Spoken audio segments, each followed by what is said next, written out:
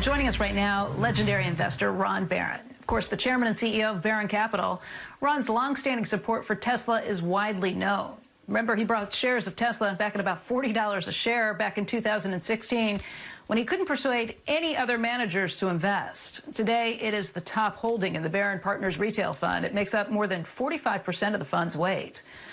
Ron, it's good to have you with us, and it's good to see you at a time that it seems like a pretty critical one for the markets. How are you doing?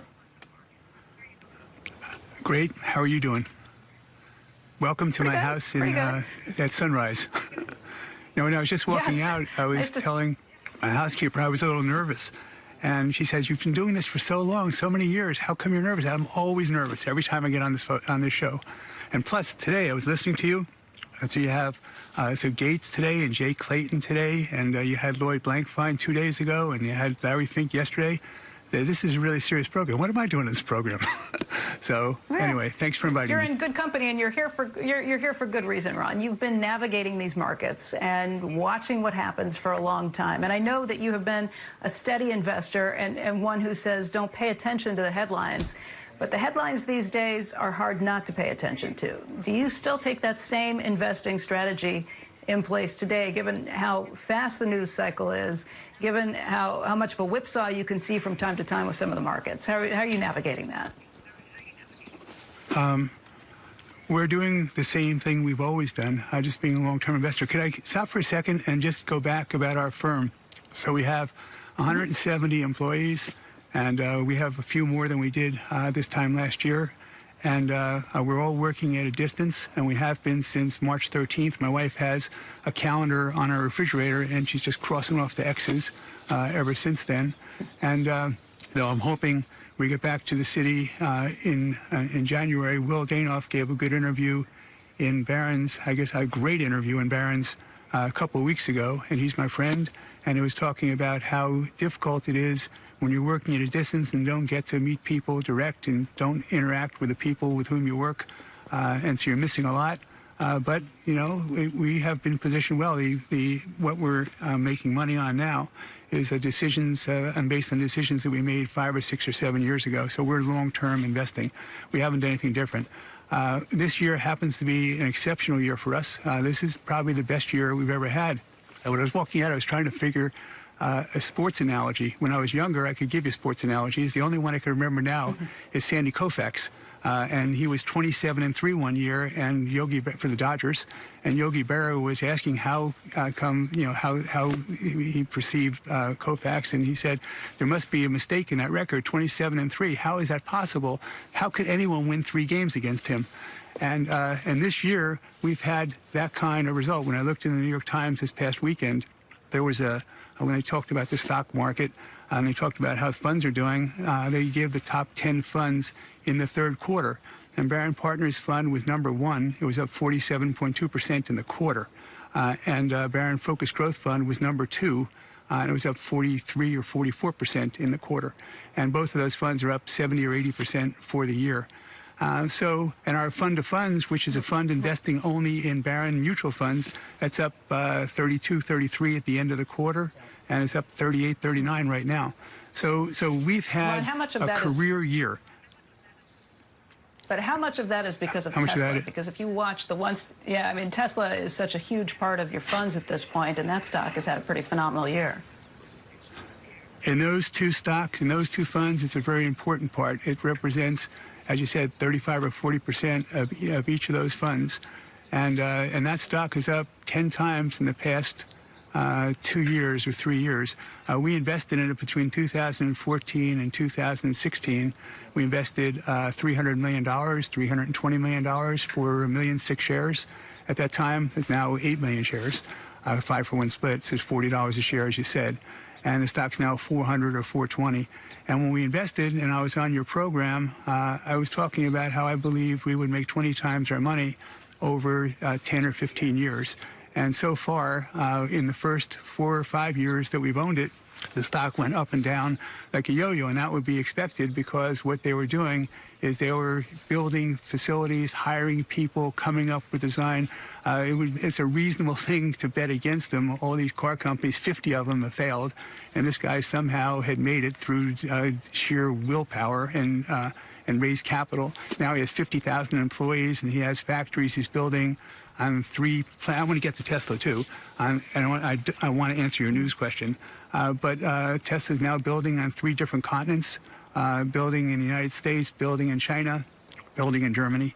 And you should expect more factories to be built continuously over the next 10 years. Last year they did bigger and steadier. Well, it's certainly gotten bigger and steadier, but you mentioned the volatility. Do you think the stock has passed the days of volatility because it's gotten on steadier ground, or do you worry that some of the Robinhood investors and others who have been so attracted to what Tesla has to offer, if there's any sort of shakeout in the market, does that impact them, and would volatility come back? Well, what we worry about are not stock prices. When we're an investor in a business, we worry about the business. And the short term, I can't have any clue about what's going to happen. I do think that it's now a $400 billion market cap. It was $40 billion when we started. I've said for a long time I thought it was going to be $1 to $2 trillion. With what developments have taken place recently, I think $2 trillion is the right number. So I think it's 5 times from here, maybe 10 times in the past 2 or 3 years. But for 4 years before that, the stock didn't change, and the business grew tenfold. So the business went from $2.8 billion to $30 billion 10 times. The stock price didn't change. Now the stock price just caught up to where they were. Now I think that the business is going to go from 30 or 35 billion in sales, grow 50% a year. I think they're going to be doing 5 or 6 or 7 or $800 million in sales in 10 years on just the cars. And the batteries is another unbelievable business, which I'm very excited about.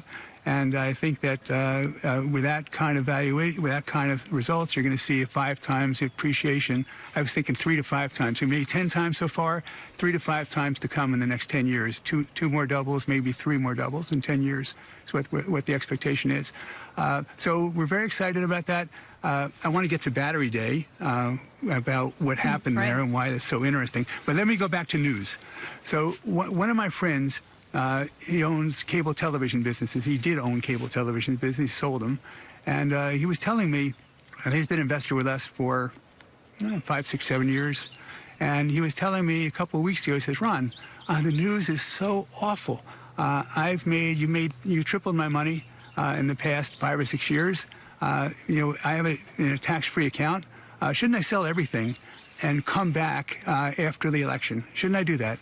And so my first question was, so Jeffrey, what is it that you know about all this news, about the election, about China, about everything you read about in the paper every day? What different impact, understanding do you have of those news events than what everyone else has? Where's your advantage?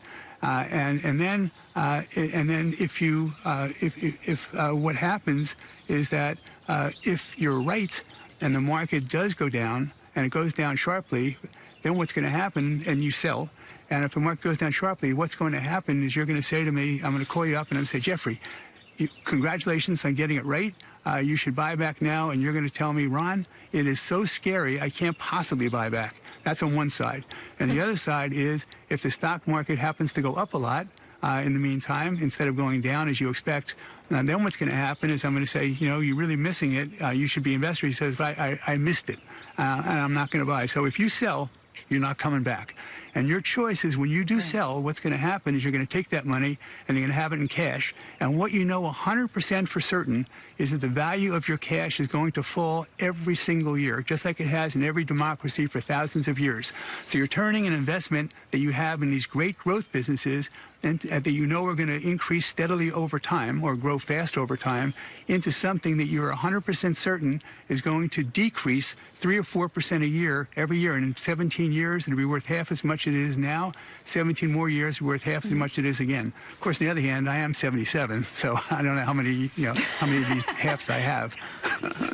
You got a long time you have to let to go. We do not have a lot of time left in this interview, though, Ron, and I want to get to your thoughts on the idea that COVID has really brought a lot of that growth forward. I know you look at all of these technology companies. I know you've also got things like Hyatt and Vail and how those stocks are impacted by COVID. What do you mean when you say the growth has been brought forward? Businesses that invested in technology. Lloyd Blankfein was on a couple of days ago, and what he was talking about was how he worked at a public company and a private company, and they were both named Goldman Sachs. And when it was private, what they did is that this business, when you're working for a private company, they were making as much as they could all the time. They didn't care about smoothing earnings. When they were a public company, in order to get a higher valuation, you want your earnings to be relatively consistent. So he said that so that's the difference in the businesses. And what we do is we invest in companies that are continuously investing in themselves, penalizing the current results. And when they do that, the stock prices reflect that element of penalizing earnings, and as a result, they're less expensive than they would be. And so when companies ever announce that they're making these investments in the businesses to grow bigger, then what happens is that the stock prices go down, and that's when we have a chance to buy more. So we are always buying, but we're buying more when stock prices go, and we're always holding. And when COVID comes along, there's nothing really that's changed other than those businesses that we're going to be investing so that over a long time they would get these results of these investments. Then what happens is that the results of those investments, everyone social distances, they work at home, and they work from the cloud. And so all these businesses that were relying upon a technology backbone, those businesses are benefiting from COVID, and business and growth that was speculative about whether it's going to take place. It's taking place right now. So that's what I mean by moving forward. So, Ron, though, hey, it's Andrew. Real quick, are you concerned at all, given the growth of those stocks, that it's still going to take some time for effectively those companies' earnings to grow into those prices? Meaning, to some degree, do you have any concern that those stocks are overinflated, or do you really believe that all this is just accelerated and that the valuations accurately reflect where they are today, or frankly, where they'll be even better yet 12 months from now? Well, if you think something like Tesla is going to go from 30 or 35 billion in sales to 600 or 700 billion in sales in 10 years, so 20 times, is that overpriced right now? How many businesses that you think are like that? And then when you think about their business, they have, when they did this battery day, they described how the suppliers weren't keeping up with them. NVIDIA wasn't developing the chips fast enough, so therefore they had to develop their own chip. And the reason NVIDIA wasn't doing that was because they were supplying other car companies who didn't need the chips as rapidly as Tesla did. Volkswagen, by the way, is going to be very successful in autonomous cars. Most of these other guys, in electric cars, most of these other guys are having difficulty. So what I think about the opportunities that these businesses have are so enormous, and for most businesses, they're going to have to change models, and people want to invest in growth. They want to invest in business and growing. Will Danoff talked about how he wants to invest in companies that are going to triple in size in 5 years. Here's a company that they think is going to grow 20 times in 5 years. What's the right multiple? And then for that, you're not even including what's going to happen when they go to autonomous driving, what's going to happen when they go to ride sharing, what's going to happen when they have a battery that's more powerful than others. They take out the stop signs on the highway, use different materials, and therefore you get 500 miles for a charge.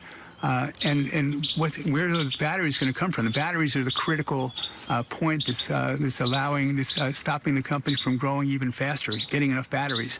So they make the money, investments in research for chips. They make the money, they invest money for batteries because the battery companies aren't investing fast enough. By the way, I also, when I go to restaurants and we sit on terraces, people comment to me and they say, oh, there's the Tesla guy. Oh, there's the Tesla guy, because of you, the Tesla guy.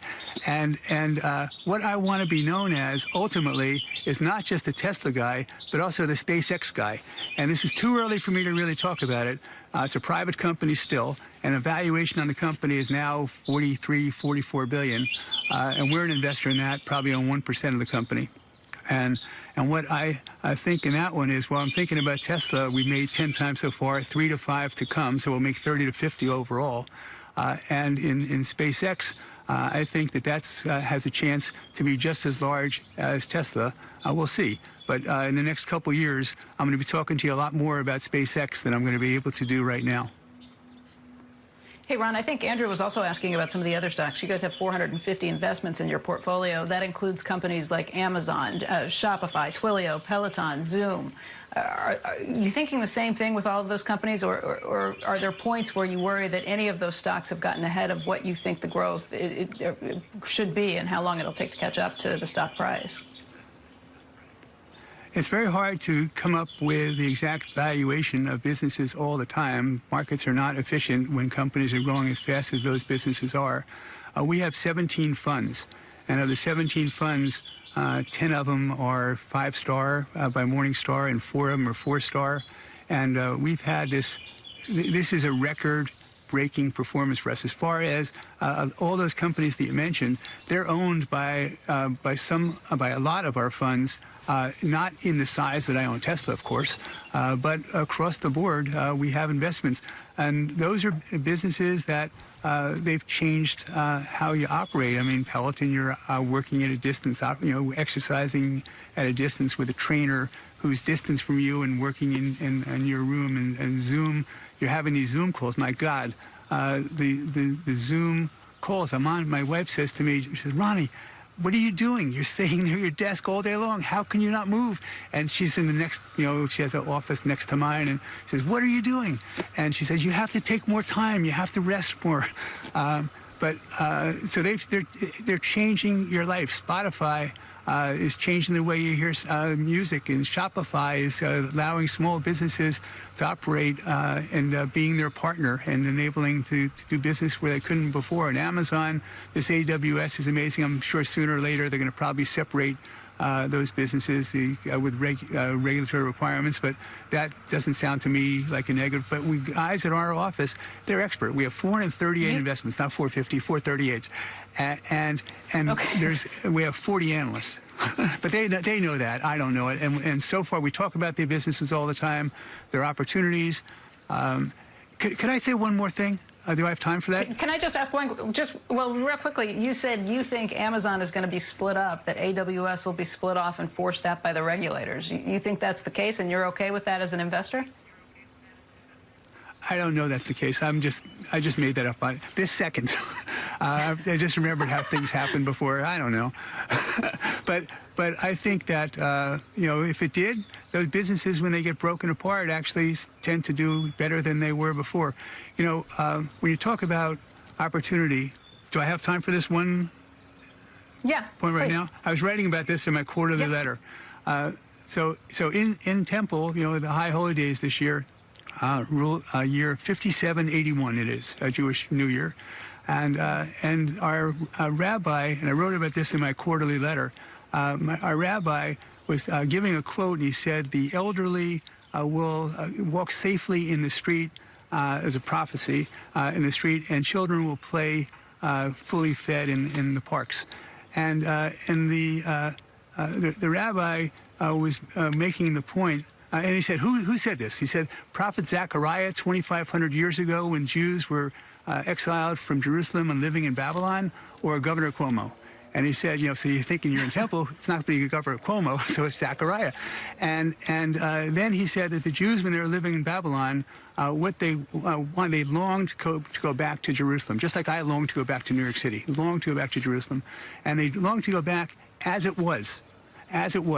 And he said, that's not the way people want it. This guy is horrified, our rabbi, and I shouldn't call him this guy, our rabbi was horrified that children, the reason he says the schools everywhere else were closed, they weren't closed in New York. Why is that? And then his point was that there's 30 million children who are food deprived, don't have enough food. And he says the only way they were getting food in New York City for those children was they were getting their food from schools. And then he said, and healthcare, what kind of a healthcare system do we have here where it's so frail that we don't have, it's a just-in-time healthcare system. And so when I listen to him describe the circumstance, he says, this is what, when I listen to Biden, for example, this isn't meant to be a political support of Biden or anything. I'm not supporting anyone. I tell people. But he has build back better. And this is the same thing this prophet Zechariah was saying 2,500 years ago. Israel, when they went back, the Jews, when they went back to Jerusalem, they wanted something different than what they had before. They didn't want corruption. They wanted to take care of the needy. The same thing happens here.